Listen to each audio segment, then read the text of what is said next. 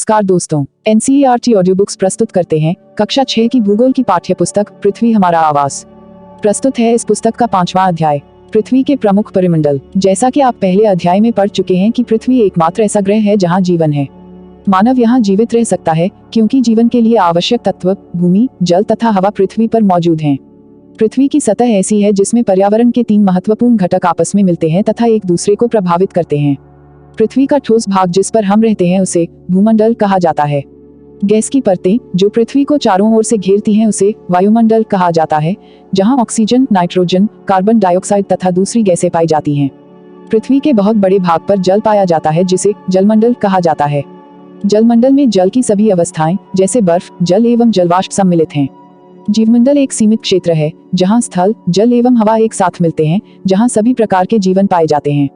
भूमंडल पृथ्वी के ठोस भाग को भूमंडल कहा जाता है। यह भूपर्पटी की चट्टानों तथा मिट्टी की पतली परतों का बना होता है जिसमें जीवों के लिए पोषक तत्व पाए जाते हैं। पृथ्वी की सतह को 2 मुख्य भागों में बांटा जा सकता है। बड़े स्थलीय भूभागों को महाद्वीपों के नाम से जाना जाता है तथा बड़े जलाशयों को महासागरीय बेसिन के नाम से जाना जाता है। विश्व के सभी महासागर आपस में एक दूसरे से जुड़े हुए हैं। समुद्री जल का तल सभी जगह समान होता है। स्थल की ऊंचाई को समुद्र तल से मापा जाता है जिसे 0 माना जाता है। विश्व का सबसे ऊंचा शिखर माउंट एवरेस्ट समुद्र तल से 8,848 मीटर ऊंचा है। विश्व का सबसे गहरा भाग प्रशांत महासागर का मेरियाना गर्त है जिसकी गहराई 11,022 मीटर है। क्या आपने कभी कल्पना की है कि समुद्र की गहराई पृथ्वी के सबसे ऊंचे भाग से इतनी अधिक भी हो सकती है? महाद्वीप पृथ्वी पर 7 प्रमुख महाद्वीप हैं। ये विस्तृत जलराशि के द्वारा एक दूसरे से अलग हैं। ये महाद्वीप हैं एशिया, यूरोप, अफ्रीका, उत्तर अमेरिका, दक्षिण अमेरिका, ऑस्ट्रेलिया तथा अंटार्कटिका। पृथ्वी पर स्थल का बहुत बड़ा भाग उत्तरी गोलार्ध में पाया जाता है। एशिया विश्व का सबसे बड़ा महाद्वीप है। यह पृथ्वी के कुल क्षेत्रफल के 1/3 भाग में फैला है। यह महाद्वीप पूर्वी गोलार्ध में स्थित है। कर्क रेखा इस महाद्वीप से होकर गुजरती है। एशिया के पश्चिम में यूराल पर्वत है जो इसे यूरोप से अलग करता है। यूरोप एवं एशिया के संयुक्त भूभाग को यूरेशिया कहा जाता है। यूरोप एशिया से बहुत छोटा है। यह महाद्वीप एशिया के पश्चिम में स्थित है। आर्कटिक वृत्त इससे होकर गुजरता है। यह 3 तरफ से जल से घिरा है। अफ्रीका एशिया के बाद विश्व का दूसरा सबसे बड़ा महाद्वीप है। विषुवत वृत्त या 0 डिग्री अक्षांश इस महाद्वीप के लगभग मध्य भाग से होकर गुजरती है। अफ्रीका का बहुत बड़ा भाग उत्तरी गोलार्ध में स्थित है। यही एक ऐसा महाद्वीप है जिससे होकर कर्क, विषुवत तथा मकर तीनों रेखाएं गुजरती हैं। सहारा का रेगिस्तान विश्व का सबसे बड़ा गर्म रेगिस्तान है जो कि अफ्रीका में स्थित है। यह महाद्वीप चारों तरफ से समुद्रों एवं महासागरों से घिरा है। विश्व के मानचित्र में आप देखेंगे कि विश्व की सबसे लंबी नदी नील अफ्रीका से होकर गुजरती है। उत्तर अमेरिका विश्व का तीसरा सबसे बड़ा महाद्वीप है। यह दक्षिण अमेरिका से एक संकरे स्थल से जुड़ा है जिसे पनामा स्थल संधि कहा जाता है। यह महाद्वीप पूरी तरह से उत्तरी एवं पश्चिमी गोलार्ध में स्थित है। यह महाद्वीप 3 महासागरों से घिरा है। दक्षिण अमेरिका का अधिकांश भाग दक्षिणी गोलार्ध में स्थित है। इसके पूर्व एवं पश्चिम में कौन से 2 महासागर स्थित हैं? विश्व की सबसे लंबी पर्वत श्रृंखला एंडीज इसके उत्तर से दक्षिण की ओर फैली है। दक्षिण अमेरिका में विश्व की सबसे बड़ी नदी अमेज़न बहती है। ऑस्ट्रेलिया विश्व का सबसे छोटा महाद्वीप है जो कि पूरी तरह से दक्षिणी गोलार्ध में स्थित है। यह चारों तरफ से महासागरों तथा समुद्रों से घिरा है। इसे द्वीपीय महाद्वीप कहा जाता है। अंटार्कटिका एक बहुत बड़ा महाद्वीप है जो कि दक्षिणी गोलार्ध में स्थित है। दक्षिण ध्रुव इस महाद्वीप के मध्य में स्थित है। चूंकि यह दक्षिण ध्रुव क्षेत्र में स्थित है इसलिए यह हमेशा मोटी बर्फ की परतों से ढका रहता है। यहाँ किसी भी प्रकार का स्थायी मानव निवास नहीं है। बहुत से देशों के शोध केंद्र यहाँ स्थित हैं। भारत के भी शोध संस्थान यहाँ हैं। इनके नाम हैं माइथ्री तथा दक्षिण गंगोत्री। जलमंडल पृथ्वी को नीला ग्रह कहा जाता है। पृथ्वी का 71% भाग जल तथा 29% भाग स्थल है। जलमंडल में जल के सभी रूप उपस्थित हैं। इसमें महासागर एवं नदियां, झीलें, हिम नदियां, भूमिगत जल तथा वायुमंडल की जलवाष्प सभी सम्मिलित हैं। पृथ्वी पर पाए जाने वाले जल का 97% से अधिक भाग महासागरों में पाया जाता है एवं वह इतना अधिक खारा होता है कि मानव के उपयोग में नहीं आ सकता है। शेष जल का बहुत बड़ा भाग बर्फ की परतों एवं हिमनदियों तथा भूमिगत जल के रूप में पाया जाता है। जल का बहुत कम भाग अल्वण जल के रूप में पाया जाता है जो मनुष्य के इस्तेमाल में आता है। यही कारण है कि नीले ग्रह में रहने के बावजूद हम पानी की कमी महसूस करते हैं। महासागर जलमंडल के मुख्य भाग हैं। ये आपस में एक दूसरे से जुड़े हुए हैं।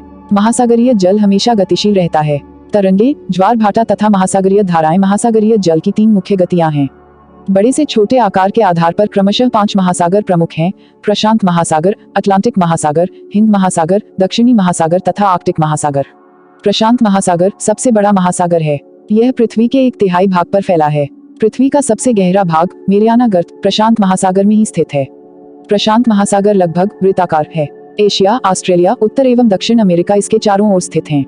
अटलांटिक महासागर विश्व का दूसरा सबसे बड़ा महासागर है।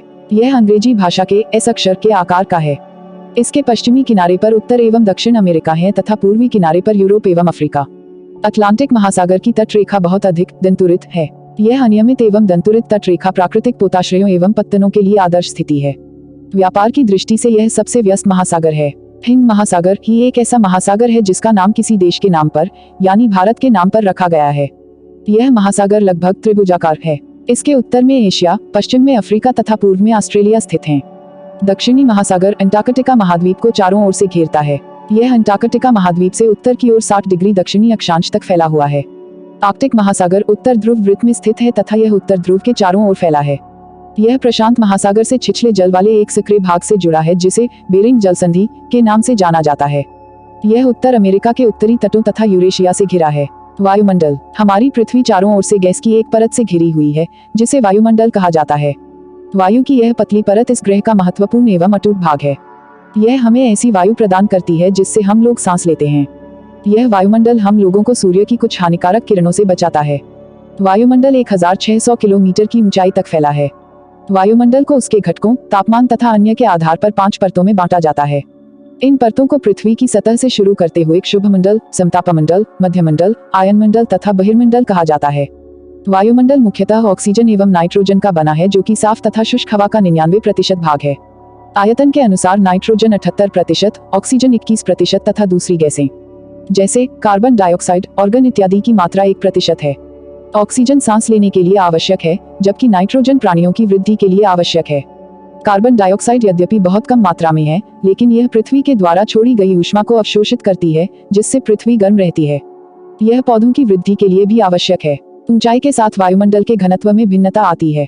यह घनत्व समुद्री तल पर सबसे अधिक होता है तथा जैसे जैसे हम ऊपर की ओर जाते हैं यह तेजी के साथ घटता जाता है। आप जानते हैं कि पहाड़ों पर पर्वतारोहियों को हवा के घनत्व में कमी होने के कारण सांस लेने में कठिनाई होती है। ऊंचाई पर सांस लेने के लिए उन्हें अपने साथ ऑक्सीजन सिलेंडर लेकर जाना पड़ता है।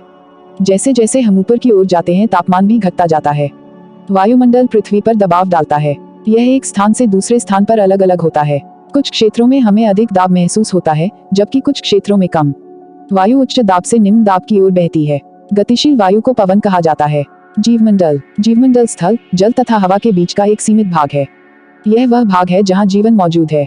यहाँ जीवों की बहुत सी प्रजातियां हैं जो कि सूक्ष्म जीवों तथा बैक्टीरिया से लेकर बड़े स्तनधारियों के आकार में पाई जाती हैं। मनुष्य सहित सभी प्राणी जीवित रहने के लिए एक दूसरे से तथा जीवमंडल से जुड़े हुए हैं। जीवमंडल के प्राणियों को मुख्यतः 2 भागों जंतु जगत एवं पादप जगत में विभक्त किया जा सकता है। पृथ्वी के ये तीनों परिमंडल आपस में पारस्परिक क्रिया करते हैं तथा एक दूसरे को किसी न किसी रूप में प्रभावित करते हैं। उदाहरण के लिए लकड़ी तथा खेती के लिए वनों को काटा जाए तो इससे डलुआ भाग पर मिट्टी का कटाव तेजी से होने लगता है। इसी प्रकार प्राकृतिक आपदाएं जैसे भूकंप से पृथ्वी की सतह में परिवर्तन हो जाता है। हाल ही में सुनामी के कारण अंडमान एवं निकोबार द्वीप समूहों का कुछ भाग पानी में डूब गया। झीलों तथा नदियों में दूषित पदार्थों के प्रवाहित होने से उनका जल मानव के इस्तेमाल के लायक नहीं रह जाता है। यह जल दूसरे जीवों को भी नुकसान पहुंचाता है। उद्योगों, तापीय विद्युत संयंत्रों तथा गाड़ियों का उत्सर्जी पदार्थ वायु को प्रदूषित करता है। कार्बन डाइऑक्साइड वायु का एक महत्वपूर्ण घटक है, लेकिन कार्बन डाइऑक्साइड की मात्रा में वृद्धि के कारण पृथ्वी के तापमान में वृद्धि हो रही है। इसे भूमंडलीय तापन कहा जाता है। इसलिए भूमंडल, वायुमंडल तथा जलमंडल के बीच के प्राकृतिक संतुलन को बनाए रखने के लिए पृथ्वी के संसाधनों के सीमित उपयोग की आवश्यकता है। हमारी पाठ्य पुस्तक का 5वां अध्याय यहाँ समाप्त होता है। आपसे अनुरोध है कि इस ऑडियो बुक को ज्यादा से ज्यादा शेयर करें।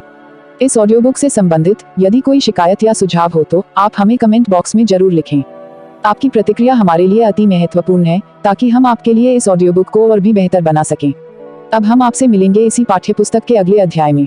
तब तक के लिए खुश रहिए, मस्त रहिए और खूब मन लगाकर पढ़ाई कीजिए। जय हिंद, जय भारत।